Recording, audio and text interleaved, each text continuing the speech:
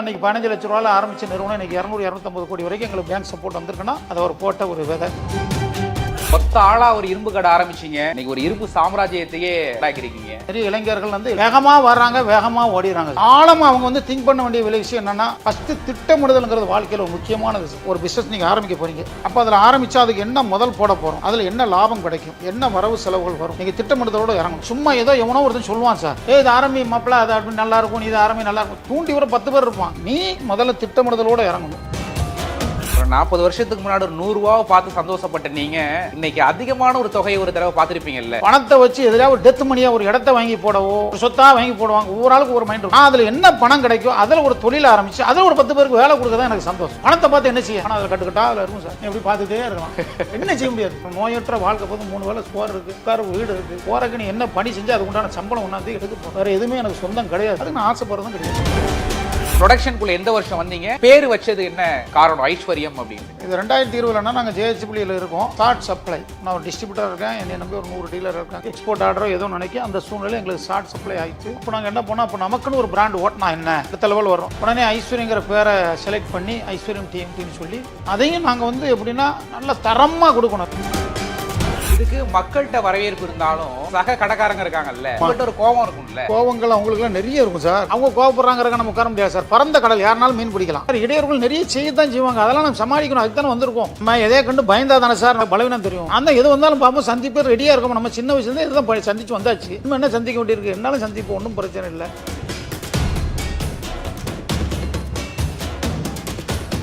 Sir, இப்ப இது வரைக்குமே நாகர்கோவில மையமா வச்சுதான் பிசினஸ் அப்படிங்கிறது போயிட்டு இருக்கு.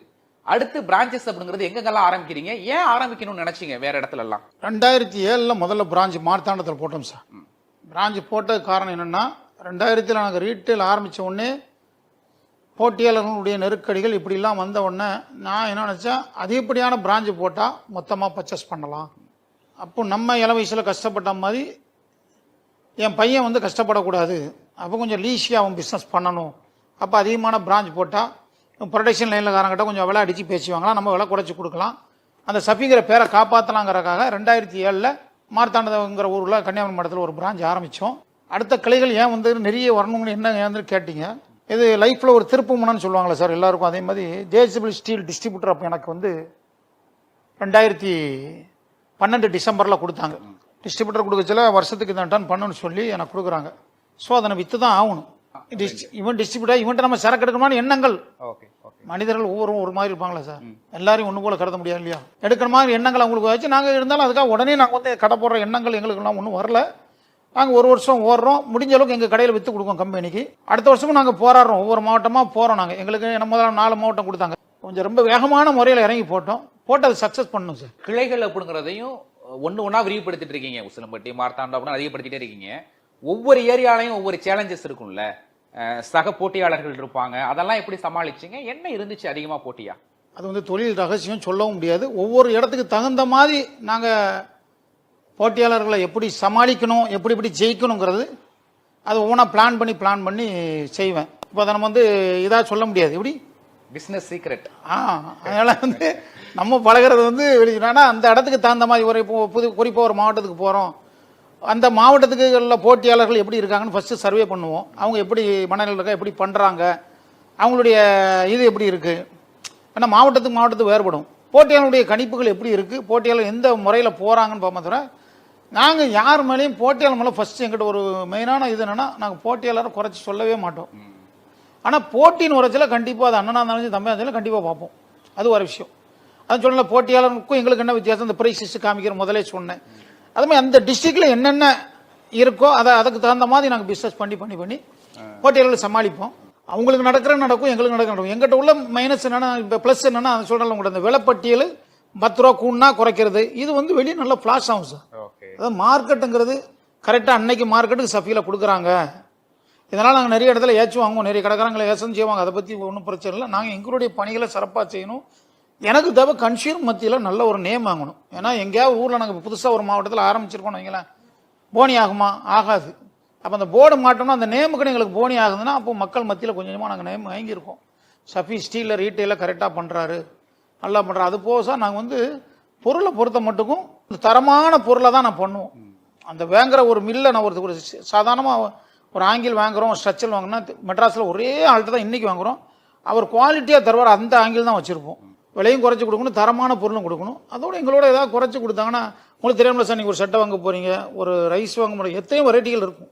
இதே மாதிரி வெரைட்டிகளை நாங்கள் வந்து தரமான பொருளை கொடுத்து விலை குறைச்சி கொடுக்குறது தான் எங்களுடைய நோக்கம். அது நாங்கள் செஞ்சுட்டு இருக்க போய் மெயினாக ப்ரைஸிஸ்ட் கொடுக்குறது, எங்களுடைய சர்வீஸு, வாடகை குறைச்சி போடுறது எல்லாமே சர்வீஸு, நல்ல உபசரிப்பு. எனக்கு இருக்கிற டீம் நல்ல டீம். அதனால் எங்களுக்கு அந்த போட்டியெல்லாம் நாங்கள் எப்படி சமாளிக்கணுமோ சமாளிச்சிடும். இதுக்கு மக்கள்கிட்ட வரவேற்பு இருந்தாலும் சக கடைக்காரங்க இருக்காங்கல்ல, அவங்ககிட்ட ஒரு கோபம் இருக்கும்ல சார். கோவங்கள் அவங்களுக்குலாம் நிறைய இருக்கும் சார். ஏன் குறையா இருக்கும்? இங்கே குறையெல்லாம் இருக்காது, எக்கச்சக்கமாக இருக்கும். அவங்க கோவப்படுறாங்கிறக்க நம்ம உட்கார முடியாது சார். பரந்த கடல், யாருனாலும் மீன் பிடிக்கலாம். பரந்த கடல், நீ பிடிக்க கூட நான் பிடிக்க கூட சொல்ல முடியுமா சார்? இடையூறுகள் நிறைய செய்யத்தான் செய்வாங்க. அதெல்லாம் நம்ம சமாளிக்கணும். அதுக்கு தானே வந்திருக்கோம். நான் எதையே கண்டு பயந்தா தானே சார் நான் வந்து என்ன பலவீனம் தெரியும்.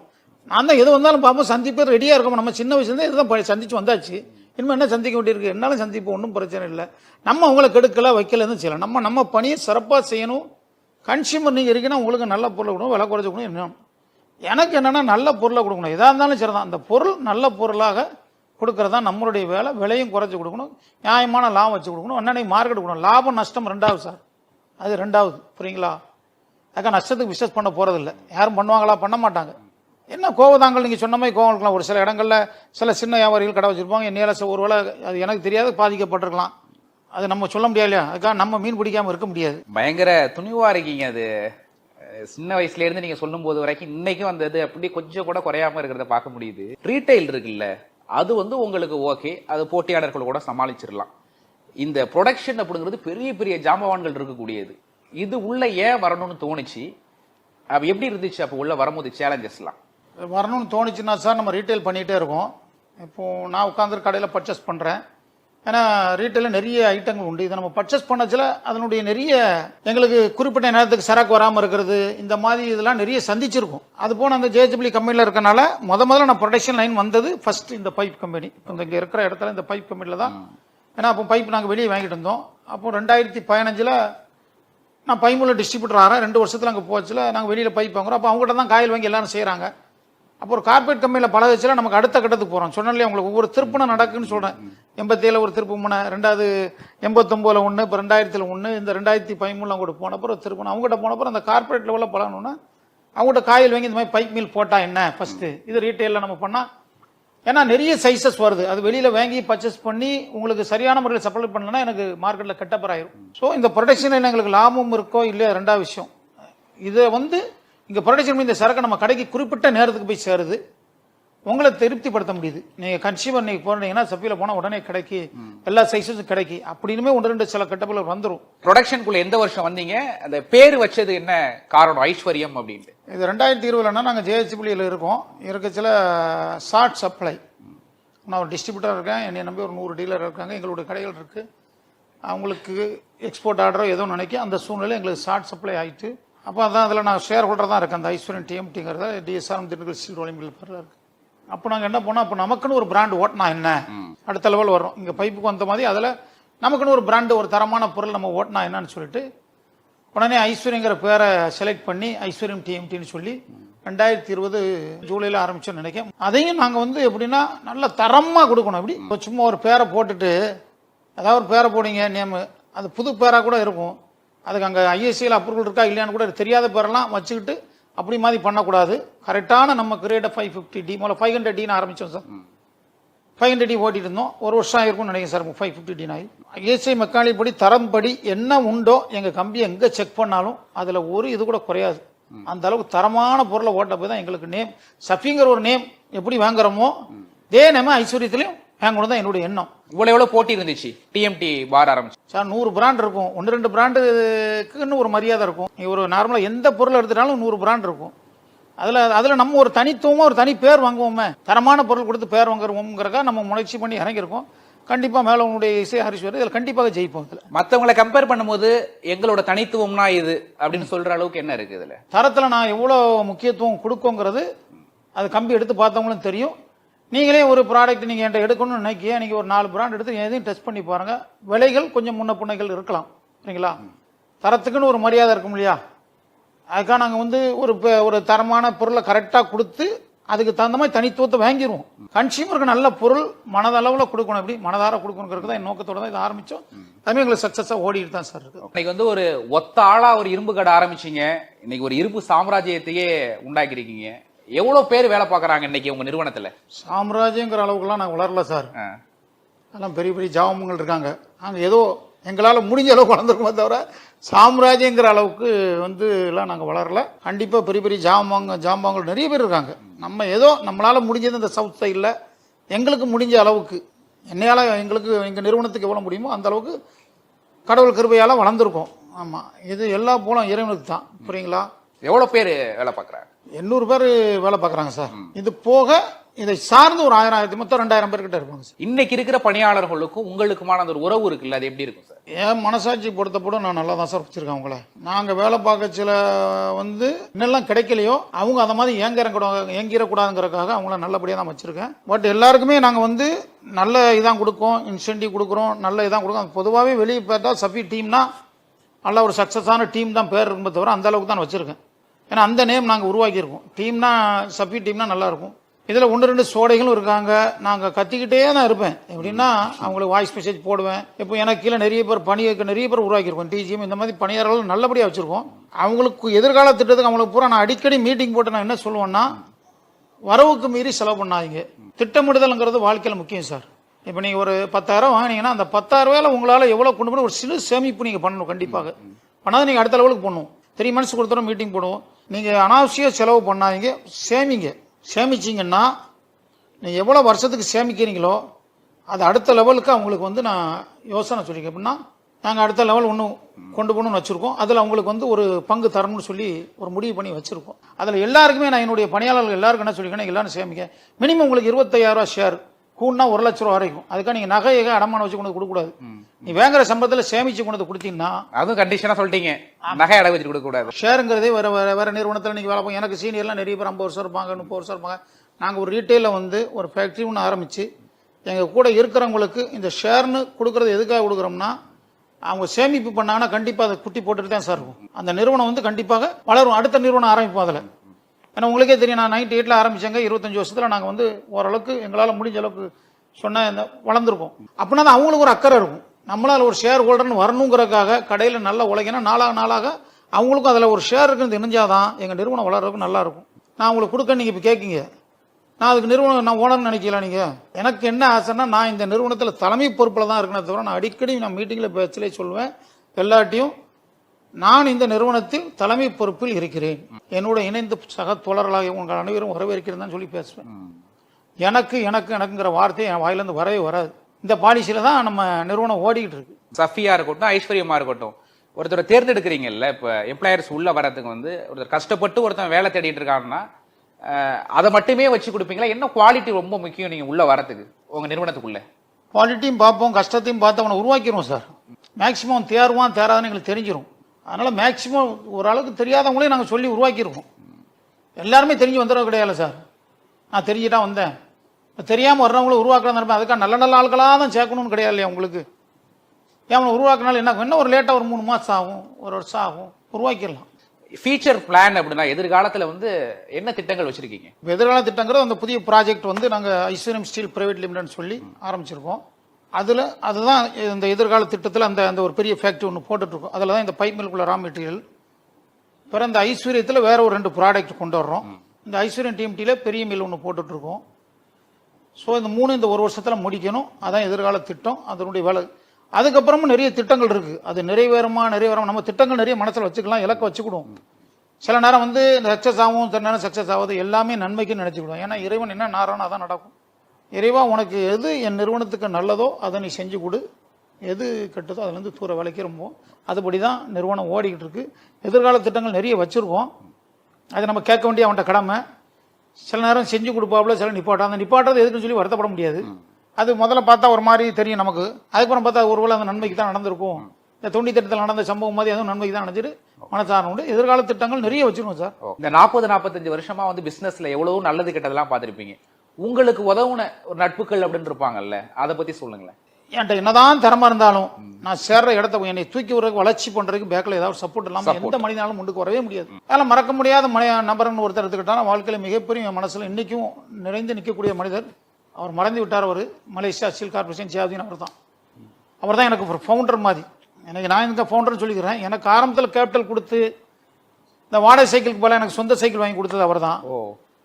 என் நிறுவனம் இன்னைக்கு எந்த அளவுக்கு வளர்ந்துருக்குன்னா 2000 நான் பிரிச்சிலையும் அப்பவும் எனக்கு ஒரு 10 லட்ச ரூபா கொடுத்து, அப்போ நான் அவரை பங்கு கூட கூப்பிட்றேன், நீங்கள் வாங்கன்னு சொல்லி கூப்பிட்றேன். இல்லை நீ எனக்கு உன்னுடைய உழைப்பு உன்னுடைய வளர்ச்சி என் பணத்தை மட்டும் திருப்பி கொடுத்தா போதும். அந்த மாதிரி ஒரு மாபெரும் மனிதரை வாழ்க்கையில் மறக்க முடியாது. அந்த மாதிரி மனிதர்களை சந்திக்கவும் முடியாது. பணத்தை பார்த்தா கூட என்ன சொல்லுவான்னா, இது வந்து இதை நான் பேப்பராக தான் பார்க்க பாரு, கோச்சில் இதெல்லாம் வராது.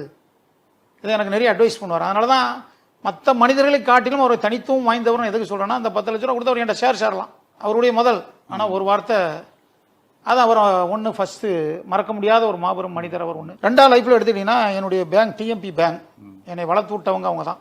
எனக்கு 98 அங்கே தமிழ்நாடு பிற்கமே சவுத் பிரான்ச்சில் காசிராஜன் ஒரு மேனேஜர் இருந்தார். அவர் தான் எங்களுக்கு முதல்ல ஒரு 15 லட்ச ரூபா கொடுத்து அவர் வளர்த்து கொடுத்தாரு. இன்றைக்கி நாங்கள் வந்து அன்றைக்கி 15 லட்ச ரூபாயில் ஆரம்பித்த நிறுவனம் இன்றைக்கி 200-250 கோடி வரைக்கும் எங்களுக்கு பேங்க் சப்போர்ட் வந்திருக்குன்னா அதை அவர் போட்ட ஒரு விதை. எங்களுடைய வளர்ச்சிக்கு அவங்க ஒரு நல்ல ஒரு உதவி பண்ண ஒரு பேங்க் ஒன்று. 3வது நீங்கள் எடுத்துக்கிட்டிங்கன்னா திருப்புமுனன்னு சொன்ன டிஸ்ட்ரிபியூட்டர் எடுத்துன்னு சொன்னோம் 2013 12 டிசம்பரில் கடைசியாக கிடைச்சது. அதை நான் ஒரு சாதாரணமாக ஒரு கம்பெனியில் டீலராக இருக்கச்சில் அந்த கம்பெனியில் ஒர்க் பண்ண ஒருத்தருடைய பழக்க வழக்கம் கிடைச்சது. அவர் மும்பையில் ஜேஎஸ்பியில் ஒரு பெரிய லெவலில் ஜாயின் பண்ண வர்றேன். என்னை கூப்பிட்டு அந்த டிஸ்ட்ரிபியூட்டர் கொடுத்தது அவர் தான். இந்த 4 மாவட்டம். அவர் பேர் சஞ்சய் மிட்டல். வாழ்க்கையில் அவர் ஒரு மறக்க முடியாத நபர். ஏன்னா கண்டிப்பாக ஒரு லைஃப் சேஞ்சுக்கு இன்னைக்கு அந்த ஒரு கார்பரேட் கம்பெனியில் பழக போய் தானே சார். இல்லை நான் சாதாரண ஒரு டீலராக இருந்தவனா ஒரு டிஸ்ட்ரிபியூட்டர் ஆக்கி இன்னைக்கு இது ப்ரொடக்ஷன் எனக்கு எப்படி வந்தீங்கன்னு கேட்கிங்க. அதுவும் அந்த கம்பெனி வச்சு தான் வந்தோம். அப்போ அந்த டிஎம்டி டிஸ்ட்ரிபியூட்டர் கொடுத்தா அந்த சஞ்சய் மிட்டல்ங்கிற ஒருத்தர், அவர் ஒரு 3வது நபர். 4வது இந்த ப்ரொடக்ஷனில் வேணால் அதே கம்பெனியில் ஷாரவன் மோபதின்னு ஏவிபியாக இருந்தார். இதை பற்றி நான் அவர்கிட்ட யோலசன் பண்ண கட்சியில் அவருடைய ஐடியாக்கள் வந்தது. அவரும் என்னுடைய வாழ்க்கையில் மறக்க முடியாத நபர். மற்றபடி இது நிறைய பேர் நான் கஷ்டப்படாத எனக்கு உதவி பண்ணுவாங்க. மறக்க முடியாத நபர் மலேசியா ஸ்டீல். இந்த 4 பேரை மறக்க முடியாது. மற்ற எனக்கு நான் லைஃப்பில் நிறைய பேர் என்னுடைய ஆரம்ப காலகட்டத்தில் 87 எனக்கு நிறைய பேர் உதவி பண்ணியிருக்காங்க. அவங்கள யாரையும் நான் மறக்கலை இன்னைக்கு வரைக்கும். ஏன்னா ஏணி வந்த ஏணி என்றைக்கும் மறக்கக்கூடாது. நான் நன்றி மறந்து யாரையும் நடந்ததும் கிடையாது. இன்னைக்கு வரைக்கும் தகுந்த மரியாதைகள். இன்றைக்கி இந்த மலேசியா ஸ்டீல்னு சொல்கிற பற்றியில் அவர் பையன் எங்கள் கூட எங்களுடைய நிறுவனம் எங்கள் குரூப்பில் ஒரு உண்டு, மெர்க்குரி ஸ்டீல்னு சேலத்தில் வச்சுருக்கோம். அதில் ஒரு பங்குதாரராக இருக்கார். இன்றைக்கி வரைக்கும் அவங்க கூட எங்களுடைய ரிலேஷன்ஷிப் துறையுது. அவரும் என் பையன் இன்னொரு பார்ட்னர் செஞ்சு தராங்க. அதனால் அவர் மறைந்தாலும் அவர் பையன் எங்கள் கூட பண்ணிகிட்ருக்காரு. எங்கள் கூட நான் பிஸ்னஸ் தொடர்ந்துட்டுருக்கு. அதுவும் கடன் கொடுத்த வங்கி மேலாளரை சொல்றதெல்லாம் பெரிய விஷயம். இந்த நேரத்தில் அது எவ்வளவு பேர் சொல்லுவாங்கன்னு தெரியல. அதை ஞாபகம் வச்சுக்கிட்டு 25 வருஷமா ஞாபகம் வச்சிருக்காங்க. கடந்த 45 வருஷம் பிசினஸ்ல வந்து எவ்வளவோ லாபம் நட்டம் அப்படின்னு நிறைய பார்த்துருப்பீங்க. சக்சஸ்ஃபுல்னு நிறைய பார்த்துருப்பீங்க.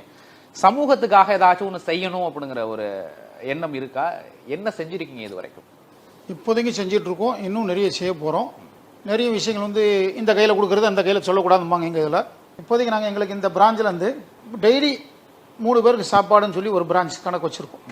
ஸோ இப்போ டெய்லி 200 பேருக்கு நாங்கள் வந்து அந்த 200 பேருக்கு சாப்பாடு நாங்கள் எப்படி கொடுக்கோம்னா, ஒரு வாட்டர் பாட்டிலோட எங்கள் பசங்க மார்க்கெட்டிங் பசங்க தேடி எங்கெங்கே ரோட்டில் எங்கெங்கே நிற்காங்களோ அவங்கள கொண்டு போய் கொடுக்குற மாதிரி கொடுத்துட்ருக்கோம். 200 பீப்புள்ஸ் டெய்லி கொடுத்துட்ருக்கோம்.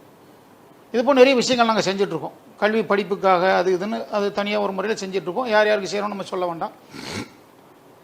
எங்களுடைய இலக்கு 500 பேருக்கு டெய்லி சாப்பாடு போடணும் சார். இப்போ அடுத்த வாரம் புதன்கிழமையிலேருந்து நாங்கள் அந்த சைடு மார்க்கெட்டிங் ஐஸ்வர்யில் எங்கே மார்க்கெட்டிங் அவங்களுக்கு 100 பேருக்கு நாங்கள் புதன்கிழமையிலேருந்து கொடுக்க சொல்லியிருக்கோம். ஸோ 300 ஆகும். இந்த வருஷம் எண்டுக்குள்ளே 500 பேர் கொடுக்கணுங்கிறது தான் எங்களுடைய நோக்கம். இது எங்களுடைய திட்டம். என்னுடைய ரொம்ப நாள் கனவு, நான் ஒரு 500 பேரை இலவசமாக படிக்க வைக்கணுங்கிற ஒரு எண்ணம் எனக்கு உண்டு. அந்த திட்டத்தின் மூலியம் அது வந்து எங்களுக்கு காலதாமதங்கள் ஆகிட்டே இருக்குது. கடனுடைய கருவியால் அடுத்த வருஷம் அட்மிஷன் போட்டுருவோம். 500 பேரை அக்காமடேஷனோட அதுக்குண்டான பணிகள் நடந்துக்கிட்டு இருக்குது. இலவசமாக படிக்க வைக்க போகிறோம். வருஷம் அடுத்த வருஷம் ஒரு 160 பேரை அப்பாயின்மெண்ட் பண்ணி 3 வருஷத்துக்குள்ள அந்த டிகிரி. அந்த நிறுவனம் வந்து முழுக்க அதில் என்ன லாபம் கூட அதில் 1 பைசா கூட நாங்கள் எடுக்கிற எண்ணங்கள் எங்களுக்கு இல்லை. அது அப்படியே இறை பணியில் செலவு பண்ண தான் இந்த கல்வி திட்டத்தை அடுத்த வருஷம் நாங்கள் ஆரம்பிக்க போகிறோம். அது அதோடு நிற்காது. 3 வருஷம் அதுக்கப்புறம் அந்த நிறுவனத்தில் என்ன வருதோ அது அடுத்து நாங்கள் பிஸ்னஸ்லையும் போடுவோம். அதில் வர லாபங்களை முழுமையான முறையில் இறைப்பணிக்கு தான் செலவு பண்ணணும்னு வச்சுக்கணும். அதில் நாங்கள் நான் மனப்பூர்வமாக உறுதியாக சொல்கிறேன். இது உங்களை 400 பேரில் 4000 இருந்தாலும் உங்களுக்கு பூரா நல்லது செய்யணும்.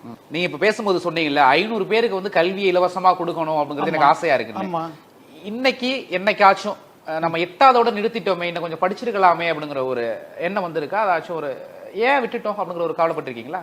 அந்த எண்ணமே எனக்கு துளி அளவு கூட கிடையாது சார். ஏன்னா இது நான் உடுத்துக்கிற துணியில இருந்து நான் போறதுலேருந்து எல்லாமே எனக்கு இறைவன் கொடுத்த பிச்சை. இறைவனுடைய செல்ல பிள்ளை தான் எல்லாட்டையும் சொல்வேன். எனக்கு பணங்கிற ஆசை கிடையாது. ஏன்னா எனக்கு சொல்லிக் கொடுத்த ஆசை அப்படி தானே சொல்லி கொடுத்தாரு. உங்கள்கிட்ட சொன்ன ஏற்கனவே பேப்பராக பார்க்கன்னு சொன்னவர் தான் எனக்கு பாடம் சொல்லி கொடுத்தவர். ஏன்னா நான் என்னுடைய தகப்பனாரோட அவர் சொல்லி தான் வாழ்ந்துருக்கேன், அவர் சொல்லி தான் கேட்டிருக்கேன்.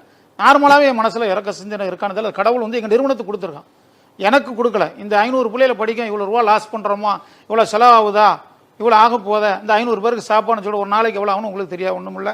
சரிங்களா? ஒவ்வொரு கடையிலேருந்தும் டெய்லி 3 பேர் கொடுக்க சொல்கிறேன். இது வந்து இந்த எங்கள் நிறுவனத்துக்கு கொடுத்த பெரிய மிகப்பெரிய அருள் பாக்கியமாக கருதுதான் தவிர இது இந்த பணம் செலவாகுது ஏன் ஆகுதுங்கிற எண்ணம் எனக்கு தூளி அளவு கூட கிடையாது. நான் மறையும் போது எதுவுமே கொண்டு போகிறதில்லை.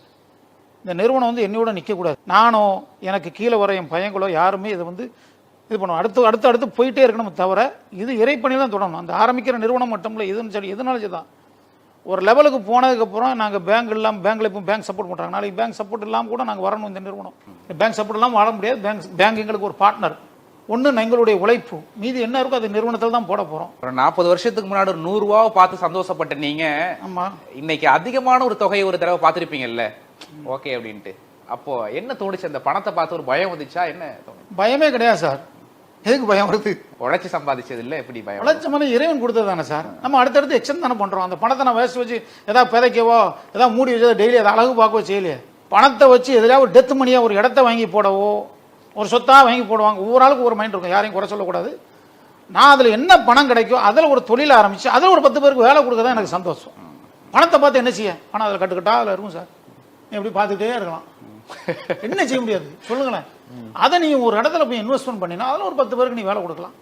எங்களுக்கு பணமோ காசோ நோயற்ற வாழ்க்கை போதும். 3 வேளை சோறு இருக்குது, உட்கார வீடு இருக்குது, போறதுக்கு நீ என்ன பணி செஞ்சு அதுக்கு உண்டான சம்பளம் ஒன்றாந்து எடுக்க போகிறோம். வேறு எதுவுமே எனக்கு சொந்தம் கிடையாது, அதுக்கு நான் ஆசைப்படுறதும் கிடையாது. இன்னைக்கு வந்து சார் நிறைய பேர் இளைஞர்கள் வந்து ஏதாச்சும் ஒன்று சாதிக்கணும் பிஸ்னஸில் அப்படின்னு நினச்சிட்டு நிறைய பேர் எடுத்தோம் கவுத்தோம் அப்படின்னு பிஸ்னஸ் ஆரம்பிக்கிறாங்க. அடுத்து உடனே வந்து இல்லை நமக்கு செட் ஆகலை அப்படின்னு க்ளோஸ் பண்ணிட்டு போயிடுறாங்க. அவங்களுக்கு என்ன சொல்ல வரீங்க? அருமையான கேள்வி சார். இது இன்னைக்கு உள்ளவங்க நிறைய பேரில் நிறைய இளைஞர்கள் வந்து எல்லாருமே இந்த மாதிரி ஒரு வேகமாக வர்றாங்க, வேகமாக ஓடிடுறாங்க சார். இது ஆழமாக அவங்க வந்து திங்க் பண்ண வேண்டிய விஷயம் என்னென்னா, நீங்களாக இருந்தாலும் சரி தான், ஃபஸ்ட்டு திட்டமிடுதல்ங்கிறது வாழ்க்கையில் ஒரு முக்கியமானது சார். முதல்ல ஒரு திட்டமிடுதல்ங்கிறது எடுங்கிறங்கன்னா ஒரு பிஸ்னஸ் நீங்கள் ஆரம்பிக்க போகிறீங்க. அப்போ அதில் ஆரம்பித்தா அதுக்கு என்ன முதல் போட போகிறோம், அதில் என்ன லாபம் கிடைக்கும், என்ன வரவு செலவுகள் வரும், நீங்கள் திட்டமிடுதலோடு இறங்கணும். இறங்கினாதான் சும்மா ஏதோ எவனோ ஒருத்தன் சொல்லுவான் சார், இது ஆரம்பி மாப்பிள்ள அது அப்படி நல்லா இருக்கும், நீ இது ஆரம்பி நல்லா இருக்கும், தூண்டி வர 10 பேர் இருப்பான். நீ முதல்ல திட்டமிடுதலோடு இறங்கணும். அதில் உங்களுடைய உழைப்பை நீங்கள் வந்து 100% இல்லை சார், 150% செலுத்தணும். ஏன்னா உங்கள் முதல் உங்கள் இது. நீங்கள் ஒரு ஆளை வேலைக்கு வச்சிங்கன்னா அவரோட நீங்கள் டபுள் மடங்கு இல்லை ட்ரிபிள் மடங்கு உழைக்கிற அளவுக்கு உங்களுடைய உழைப்பை செலுத்தணும். நாங்கள் முதல்ல ஒரு பிரான்ச் ஆரம்பிக்கிறோம். அந்த பிரான்ச் ஆரம்பித்து அடுத்த பிரான்ச் ஆரம்பிக்க சார், இந்த பிரான்ச் வந்து சப்போர்ட்டுக்கு இருக்கணும். அப்போ நார்வல் பிரான்ச் சப்போர்ட் வந்தது, நாங்கள் மார்த்தாண்டத்தில் போய் வரோம். அப்போ 2வது பிரான்ச் ஆகிட்டு சார். அப்போ ஓரளவுக்கு அது ஒரு 3 வருஷத்துல ஒரு லெவல் ஆகிட்டு அடுத்த ஒரு பிரான்ச் போகிறோம், இது சப்போர்ட்டு கிடைக்கும். இந்த 2 பிரான்ச் சேர்ந்து அடுத்த பிரான்ச் கை கொடுக்கும். கை கொடுக்க அப்போ நீங்கள் தொடர்ந்து அந்த 2க்கு ஆச்சுல, அந்த 2க்கு நான் 2ஆக போடுங்களேன், 4 ஆகிட்டா 4 16 ஆக்குங்க. இப்போ உள்ளவங்க என்ன பண்ணுறாங்கன்னா, எடுத்த உடனே எடுத்தோம் பார்த்தோம் பணம் பார்க்கணும் படி உடனே கண்டிஷன் ஆயிடணும் நினைக்கிறாங்க. இன்னைக்கு போட்டியாளர் உலகம் சார். என்னுடைய ஃபீல்டு ஏதோ நான் ஜெயிச்சு வந்துட்டேன், பழைய மதிப்பு ஜெயிக்க முடியுமா? அன்னைக்கு உங்களுக்கு 3000 பார்த்தேன்டா, 10,000 1 லட்சம் பார்த்தேன்னா சார், 15,000 கொண்டு போனால் 1 லட்சம் இன்னைக்கு முடியுமா? உதாரணத்துக்கு இந்த ஒரு ப்ராடக்ட் நம்ம கொண்டு போச்சு நிறைய இன்னல்கள் வரும். ஆனால் நீங்கள் ஒரு 10% செலவு பண்ணியிருப்பீங்க, 20% செலவு பண்ணி ஒரு 50% வரைக்கும் போயிருப்பீங்க. ஆனால் உங்களால் சக்ஸஸ் பார்க்க முடியாது, நொந்து அப்படியே விட்டுட்டு போயிருங்க. ஸோ அந்த 50% லாஸ் தெரியுமா? உங்களுடைய உழைப்பு அவ்வளோ போயிட்டா. என்னையை பொறுத்த மட்டும் நாங்கள் ஒன்று தொட்டுட்டோம்னா 50% தொட்டுட்டாலே நம்ம வெற்றி வந்துடும் சார். ஆனால் ஒரு சில தடங்கள் வரும். அடுத்த ஜம்பிங் பார்த்தீங்கன்னா 50லேருந்து 65 போகும், 65 80 போகும், 80 வரும். அந்த 50% நீங்கள் எவ்வளோ 2 வருஷம் கஷ்டப்பட்டிருப்பீங்க, 1 வருஷத்தில் அந்த 50% வந்துடும். ஸோ அதனால தான் உங்கள்கிட்ட நான் ரீட்டெயிலாக எந்த தொழிலும் நீங்கள் 3 வருஷம், அந்த 3 வருஷத்தில் ஜெயிக்கலைன்னா நீ ஏதோ தப்பு பண்ணியிருக்க, நீ சரியான நிர்வாகம் பண்ணல, நீ சரியான திட்டமிடுதல் இல்லாமல் நீ பண்ணியிருக்க, நீ கொஞ்சம் சோம்பேறியாக இருந்திருக்க, உன்னுடைய உழைப்பு சரியாக காமிக்கலைங்கிறதான் அர்த்தம் சார். இன்னைக்கு வந்து பிஸ்னஸ் பண்ணி ஜெயிச்சுட்டாங்க அப்படின்னா நிறைய பேர் வந்து வாழ்த்து சொல்லவும் அவங்கள பாராட்டவும் நிறைய பேர் இருக்காங்க. இன்னைக்கு என்ன ஒரு பிரச்சனை அப்படின்னா, தோத்துட்டாங்கன்னு வச்சுக்கோங்களேன், அந்த நேரத்தை ஒரு ஆறுதல் சொல்றதுக்கோ அவங்கள பலப்படுத்துறதுக்கோ ஆட்கள் இல்லை. நீங்க ஒவ்வொரு முறையும் இந்த 45 வருஷமா தோல்வியை சந்திக்கும் போதோ டல்லா இருக்கும் போதோ எந்த வார்த்தையை சொல்லி உங்களை பலப்படுத்திப்பீங்க? எனக்கு அந்த மாதிரி தோல்வி வரைச்சில தேத்தி விடுறவங்க யாருமே கிடையாது சார். எனக்கு மேலே உள்ள இறைவன் தான். நான் தான் உங்கள்கிட்ட ஏற்கனவே சொன்னல, எனக்கு எது நடந்தாலும் நன்மைக்கு. நீ ஒரு இலக்கு வச்சிருக்கீங்களா, இது எழுச்சி வச்சிருக்கீங்க, அது நடந்தாலும் வருத்தப்பட மாட்டேன், தோத்தாலும் ஜெயிச்சாலும் ரொம்ப சந்தோஷப்பட மாட்டேன், தோத்தாலும் வருத்தப்பட மாட்டேன். ஆனால் இது நடந்த நன்மைக்கு நினச்சி என்னை நானே தேத்திக்குவேன். அதே நேரத்தில் என் கடையில் ஒரு ஷாப்புகள் ஒரு புதுசாக பிரான்ச் ஆரம்பிக்கிறோம், கடையில் பிஸ்னஸ் இல்லைன்னா நான் ஃபோன் பண்ணால் அவனை பயப்படக்கூடாங்கிறக்கா, ஒன்றும் கவலைப்படாத தேத்திடலாம், டைம் இருக்குது. அவங்க நல்லா தேத்தி விடுவேன். ஒரு மார்க்கெட்டிங்கே ஒரு இடத்துல போய் தோந்துட்டா கூட அவனுக்கு நான் சொல்கிற வார்த்தை மற்ற கம்பெனியில் எப்படியே தெரியாது. ஆனால் அவன் தோந்து வந்தால் கூட என்ன நடந்ததுன்னு கேட்பேன். நடந்தது ரைட், ஓகே, டன், நீ ஜெயிச்சிட்ட. இப்படி இனிமேல் இந்த தப்பு செய்யாமல் நீ ஜெயிச்சிருவேன். நான் என்னுடைய ஆட்களை பூரா தேத்தி விட்டுருக்கேன். நீங்க கஷ்டப்பட்டு வந்ததுனால இந்த சமூகத்துக்கு ஏதாச்சும் பண்ணணும் அப்படின்னு நிறைய விஷயங்கள் பண்றீங்கல்ல, இத உங்க மனைவியோ உங்களுடைய பசங்களோ எப்படி முழு மனதோட ஏத்துக்கிட்டாங்க? அது நமக்கு கண்டிப்பாக இறைவன் கொடுத்த பெரிய கிஃப்ட்டு சார். இதை நான் இந்த 500 பிள்ளைகளை படிக்க வைக்கிறேன் சரி, இன்றைக்கி கொடுக்குறோம் சரி. என் வீட்டில் எனக்கு 3 பிள்ளைகள், 2 பசங்க, அவங்க 2 பேர் தான் இன்றைக்கி நிர்வாகத்தினராக இருக்கிறாங்க, ஒரு பொண்ணு. 3 பேருமே என் மனைவி சரி, 3 பேருமே இதை எதுவுமே தடை பண்ணல. அப்பா என்ன செய்யணும்னு நினைக்காலும் அதே மாதிரி அவங்கள வளர்த்துருக்காப்புல, வீட்டிலே அதே மாதிரி தான் கண்டிஷன் போட்டு வளர்த்துருக்காப்புல. அதனால் அவங்களுக்கும் எனக்கு என்ன எண்ணங்கள் தோணுதோ, என்னையோட என் பையங்க 2 பேருமே எனக்கு இரு கண்கள் மாதிரி தான் சார். யார் அவங்களும் பணத்துக்கு ஆசைப்பட மாட்டாங்க. எப்படி என் ஃபேமிலியில் ஒரு 98ல் ஏதோ ஒரு சொன்னால கருத்து வேறுபாடுங்கிறது வரக்கூடாதுங்கிறது அன்றைக்கே என் மனசில் ஆழமாக பதிஞ்சுது. அப்படி தான் என் பிள்ளைகளை வளர்த்துருக்கேன். என் வீட்லேயும் சரி, இந்த மாதிரி இவ்வளோ செலவாத, மற்ற வீட்டில் நீங்கள் சொன்ன மாதிரி யாரானா கேளு, உங்கள் அப்பா கிறுக்கு பிடிச்சி தெரியுறான், இவ்வளோ ரூபா செலவு பண்ண போகிறேன், நம்மளை விடாத மண்டையில் கூட்டாத, அது என்னென்னு பிடுங்கும்பாங்க. சில வீட்டில் அப்படி இருக்கும், ஒவ்வொரு ஆளும் ஒவ்வொரு டைப்பில் இருப்பாங்க. நான் கிட்டத்தட்ட ஒரு 3 வருஷத்துக்கு முன்னாடியே இந்த சஃபி ட்ரேடர்ஸுங்கிற குடும்பத்திலேருந்து நான் வெளியே வந்துட்டேன். இந்த எஸ்சிபிப்பு நான் தான் இருந்தேன், எல்லாத்துலேயுமே நான் வெளியே வந்துட்டேன். நான் ஃபவுண்டருங்கிற பேரோட என்னுடைய பையங்க 2 பேர் தான் இன்றைக்கி டைரக்டராக இருக்காங்க, எம்டி டைரக்டர் அவங்க தான். அவங்க 2 பேர் தான் இருக்காங்க. நான் எதுலேயுமே கிடையாது, நான் ஒன்லி ஃபவுண்டர்னு பிரச்சனை. ஆனால் என்னுடைய அட்மினிஸ்ட்ரேஷனில் நடக்கும். இது எதுக்காக செஞ்சோம்னா, சில பேர் சில வீட்டில் எப்படி இருப்பாங்க, எழுதி கொடுக்க மாட்டாங்க, கடைசி வரைக்கும் அவங்க போகிற வச்சுருப்பாங்க. நான் அவங்க 2 பேர் மனதில் எந்த விதமான பண ஆசைகள் வரக்கூடாது. பாயிண்ட் 1, அவங்க சகோதரர்களும் பிரிஞ்சிடக்கூடாது. இது இறை பணிக்காக தொடங்கப்பட்ட நிறுவனங்கிறத ஆழமாக பதிய வச்சதோட அவங்க மனசுலையும் உருவாயிட்டு. சின்ன வயசுலேருந்து அப்பா இந்த எண்ணத்தோடு தான் வர்றாரு, அப்பா இந்த எண்ணத்தோட போகிறாரு, என்னையோட அவங்க நிறைய செய்யணும்னு தான் நினைக்கிறாங்களே தவிர அவங்களுக்கு விட்டு கொடுக்குற எண்ணங்கள் நிறைய இருக்குது. யார் நீங்கள் என்ன செஞ்சாலும் சரிதான் பண்ணுறது. அவனும் அதே மாதிரி என் மூத்த பையனா இளவு பையனா அவங்களுக்கு கூட எந்த விதமான கருத்து வேறு கூட, என் மகளும் சரி அந்த மாதிரி தெரியும், அவளே கூட கேட்கலாம், ஏதோ செய்கிறாரு, எனக்கு ஏதாவது வாங்கி கொடுத்துன்னு சொல்லலாம் இல்லையா? கண்டிப்பா சொல்லணும் நினச்சா அப்பாட்டு நமக்கு ஏதாவது வாங்கி கொடுத்துரு, நீங்கள் என்ன பண்ணுங்கன்னு சொல்லலாம். அந்த மாதிரி எண்ணங்கள் 3 பேருக்கும் துளி அளவும் கிடையாது. என் வீட்லேயும் ஒரு வாரத்தை அவங்கள குசி போகிறவங்களே சொல்ல கிடையாது. இது செய்ய முடியாது. அதனால சார் எங்களை இறைவன் எங்களை எவ்வளோ பெரிய பிரச்சனை வந்தாலும் காப்பாற்றிட்டு இருக்கான். நான் முழுக்க மறுபடியும் சொல்கிறேன் சார், இந்த நிறுவனத்தில் பூரா கண்டிப்பாக நாங்கள் இறை பணிக்கு தான் செலவு பண்ண போகிறோம். அதுக்காக நான் இன்றைக்கி பாயாக இருக்கேன்னா பாய்க்கு தான் செலவு பண்ணுறது கிடையாது, எல்லாருக்கும் செலவு பண்ணுறது தான் இருக்கும்போது தவிர ஒரு கல்லூரி நாங்கள் அமைச்சா கூட எங்கள் ஆளுக்கு தான் முழு தூரம் கொடுப்போம்னு நினைக்க வேண்டாம். எல்லாரும் சேர்ந்தா முடியாது, தனியான முறையில் நான் செய்ய மாட்டேன். எங்களுக்கு இதுக்கு மட்டும் தான் செய்யணும்னு சொல்லி சில பேர் ஒரு பண்ண போகிற ஒரு வேலை இவங்க ஆளுக்கு தான் செய்ய போகிறாங்க, அப்படி கிடையாது. அந்த எண்ணமும் எங்களுக்கு இல்லை, துளியளவும் கிடையாது. எல்லாரும் சேர்ந்துருக்கும், எல்லாரும் எங்களுக்கு ஒன்று தான். நிறைய பயனுள்ள தகவல் அப்படிங்கிறத தந்தீங்க. பார்க்குற நிறைய பேருக்கு இது ஒரு இன்ஸ்பிரேஷனாக இருக்கும். வாழ்க்கையில் நீங்களும் அடுத்தடுத்த கட்ட நகர்வுகளுக்கு போகணும். உழைப்பு அப்படிங்கிறது நிச்சயம் ஒரு முன்னேற்றத்தை தெரியும் நம்பிக்கையோடு நிறைவு செய்வோம். கருத்துக்களை பகிர்ந்து கொண்ட நம்பிக்கை ரொம்ப நன்றி. நான் உங்களை நன்றி தெரிவித்து நன்றி.